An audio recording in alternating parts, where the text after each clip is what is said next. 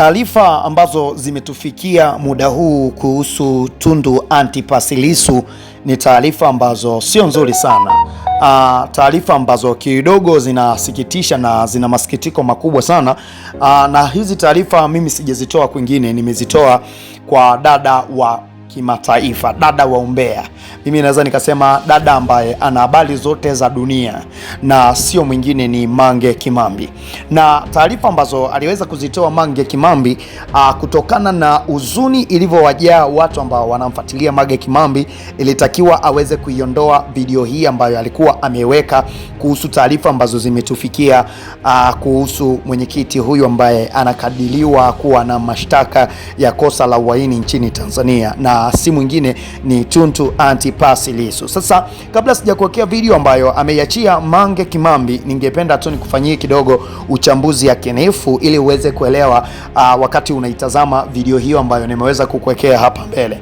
Sasa tukumbuke kabisa kwamba Tundu Antipas Lissu ni mwenyekiti wa Chama cha Demokrasia na Maendeleo, lakini pia tukumbuke kabisa kwamba Tundu Antipas Lissu alikuwa ni mwenyekiti ambaye anaongoza chama ambacho kina wafuasi wengi na ni chama cha upinzani nchini Tanzania. Unapozungumzia Chadema, yani Chama cha Demokrasia na Maendeleo, Chadema, unazungumzia ni chama ambacho kina ushawishi mkubwa sana ndani ya nchi ya Tanzania. Sasa tukumbuke kabisa kwamba mwanzoni mwa mwaka 2025 kulikuwa kunaonekana kama kupo kimya hivi kuhusu uchaguzi wa mwaka 2025. Licha ya kwamba manabii wengi mbalimbali ambao waliweza kutabiri ya kwamba kutakuwa kuna uchaguzi na utakuwa upinzani mkubwa sana kwa mwaka 2025. Na watu hawakuweza kuamini kutokana na ule ukimya ambao ulikuwepo kwa mwaka 2025, na watu wote tulishuhudia kwamba 2025 ni mwaka ambao kidogo ulikuwa na utulivu kiasi kwamba hakuna mtu ambaye alikuwa anaongea. Lakini tume ilipotangaza tu kwamba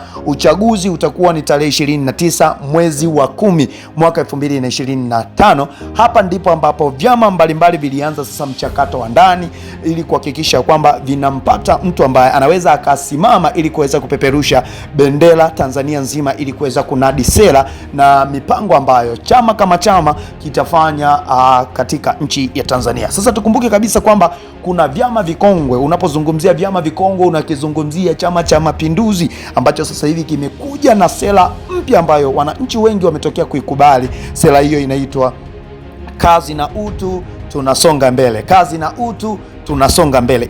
Hiyo ni kanuni na sera ya Chama cha Demokrasia na Maendeleo. Licha ya kwamba kuna sera nyingi sana, kuna watu wengine wanasema kwamba Tanzania kwanza, vyama baadaye, unakutana na watu kama hao, lakini yote hii ni kuhakikisha kwamba Tanzania moja inasimama, Tanzania yenye mshikamano na amani. Sasa tuendelee na hili jambo ambalo nataka nilizungumzie sasa hivi, jambo la Mheshimiwa Tundu Antipas Lissu ambaye limeonekana kushika kasi sana kutokana na kile ambacho kinaendelea katika mataifa mbalimbali huko na watu wengine ambavyo wanasema. Kwa hiyo kuna vitu vingi ambavyo watu wanavisema kiukweli ambavyo tunashindwa kuviadisia. Hebu iangalie video hii ambayo nimekuwekea hapa mbele, alafu wewe mwenyewe utaniambia kwamba je, unaonaje kwa uchaguzi wa mwaka 2025 tarehe 29 mwezi wa 10. Tunajua kabisa kwamba ni kipindi cha uchaguzi. Niambie unatoka kwenda kumpigia kura nani? Ni nani ambaye amekugonga sana katika sera zake na mipango ya chama ili kuhakikisha kwamba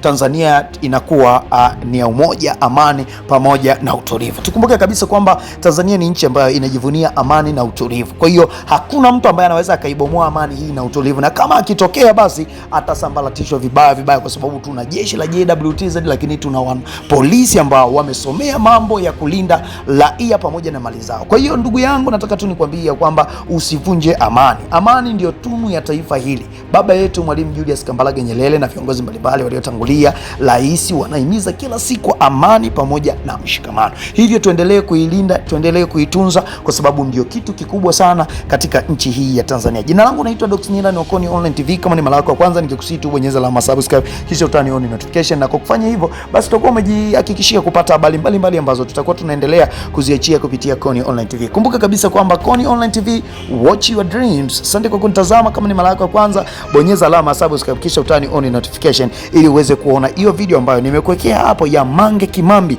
akiwa anaelezea juu ya sakata la Mheshimiwa Tundu Antipas Lissu. Asante kwa kunisikiliza na goodbye. Nikutakia wakati mwema.